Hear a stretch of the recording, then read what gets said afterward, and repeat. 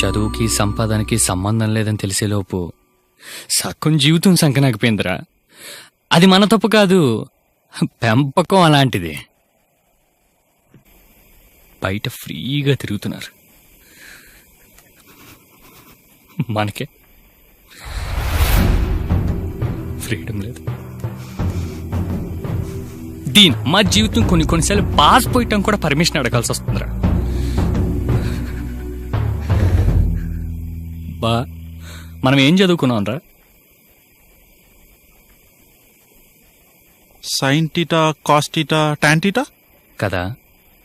మరి మనం చేసే పనేంట్రా? అసలు ఈ ఎడ్యుకేషన్ సిస్టమ్ ఏంటో, ఆ పెంపకం ఏంటో, ఎవడో రాసిన బుక్ చదివి ఎవడో పెట్టిన కంపెనీలో కొన్ని లక్షల ఉద్యోగాల మధ్యన ఒక చిన్న ఉద్యోగం తెచ్చుకోవటానికి 20 ఏళ్ళు చదవాలా? చిన్నప్పటి నుంచి కంపెనీ పెట్టమనే మైండ్ సెట్తో పెంచాలి గాని ఒకటి కింద పనిచేసే బానిస మైండ్ సెట్ తోటి పెంచుతారు ఎందుకురా? అసలు ఎలా చెప్తే అర్థం అవుతుందిరా? వాళ్ళలాగే పిల్లలు కూడా బానిస బతకాల. ఏమన్నా అంటే మన మిడిల్ క్లాసు, మన బతుకులు ఇంతే, వారానికి ఒకసారి చికెన్ తినాలి, పండగ వచ్చినప్పుడే కొత్త బట్టలు కొనుక్కోవాలి.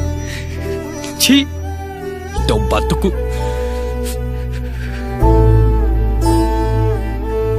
వాళ్ళకి చేత కాకపోతే మనకి చేత కాదా?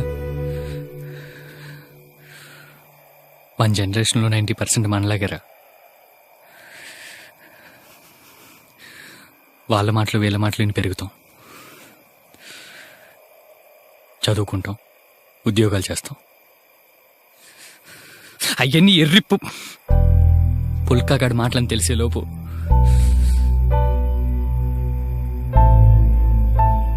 లైఫ్ అనే ఫుల్ బాటిల్లో క్వార్టర్ అయిపోతుంది.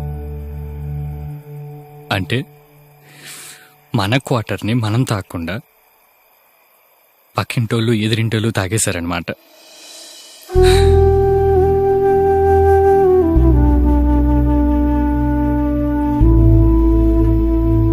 ఆ పెంపకం వల్ల ఇంకా ఎంతమంది రజనీకాంత్లు కండక్టర్గానే ఆగిపోయారో, ఇంకా ఎంతమంది అంబానీలు పెట్రోల్ బంకులను మిగిలిపోయారో.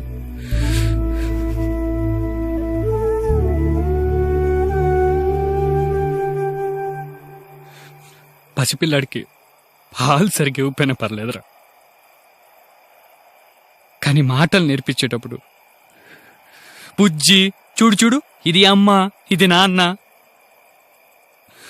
అనే పదాల కన్నా నా ఇష్టం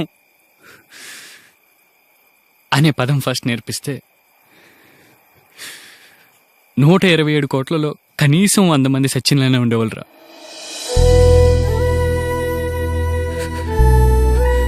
కానీ ఆ పదం ఎందుకు నేర్పిస్తారు? అమ్మా నాన్న ఇష్టం.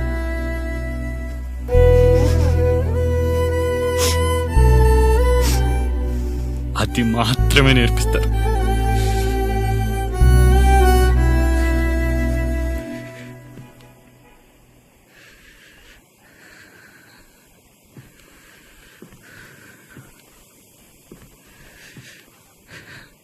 బిల్ గేట్స్కి, స్టీవ్ జాబ్స్కి సాఫ్ట్వేర్ అంటే ఇష్టం రా, అందుకే అలా రేంజ్లో ఉన్నారు.